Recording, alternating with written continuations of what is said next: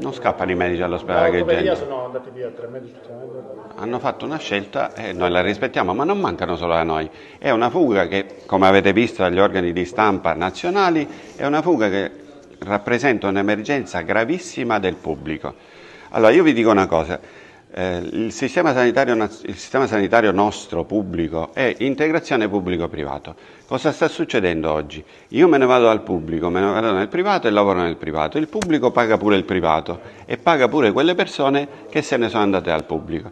È una stortura che deve essere corretta a livello nazionale, perché è vero che il pubblico e il privato si devono integrare, ma il privato deve venire a fare quelle cose che servono al pubblico. Siccome i medici se ne possono andare, vadano benissimo a lavorare nelle case di cura private, però si facciano il pronto soccorso per la popolazione. Io li farei lavorare per fare quelle cose che il pubblico non può fare più perché loro se ne sono andati. Commissario Zappia, lei ha convocato la stampa per delle precisazioni, puntualizzazioni su cosa?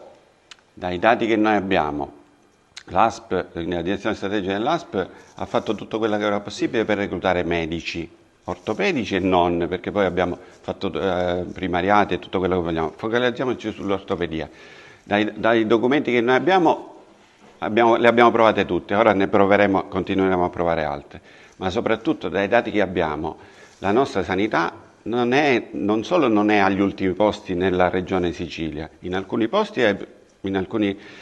casi è ai primi posti anche a livello nazionale, ma fra le province siciliane la sanità agrigentina è fra i primi 3 o i primi 4, quindi possiamo dire anche questo perché non lo dice il commissario, ma lo dicono i dati Agenas del Ministero. Non solo ortopedia, ma anche medicina trasfusionale, ci sono state delle polemiche nei giorni scorsi.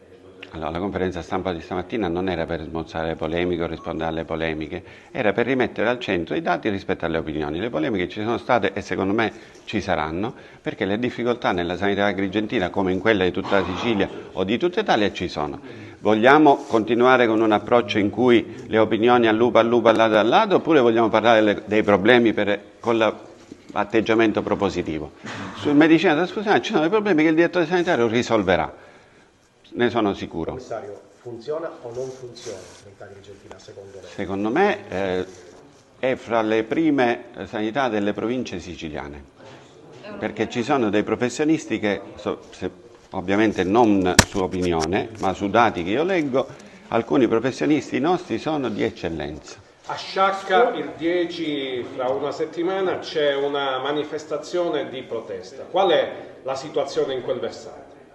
A Sciacca non possono sentirsi dire che quell'ospedale è un ospedale che funziona, con le criticità che noi sappiamo. Il fatto che io dico che la sanità agrigentina funziona, secondo me, non significa che non ci sono problemi, perché sarei un extraterrestre. La sanità agrigentina, nonostante le difficoltà di medici, di personale, logistiche e tutto quello che noi sappiamo e quelle che faremo emergere nel futuro, è una sanità che è di buon livello. Per tantissime nicchie e in tutti gli ospedali abbiamo delle persone che lavorano al di sopra dello standard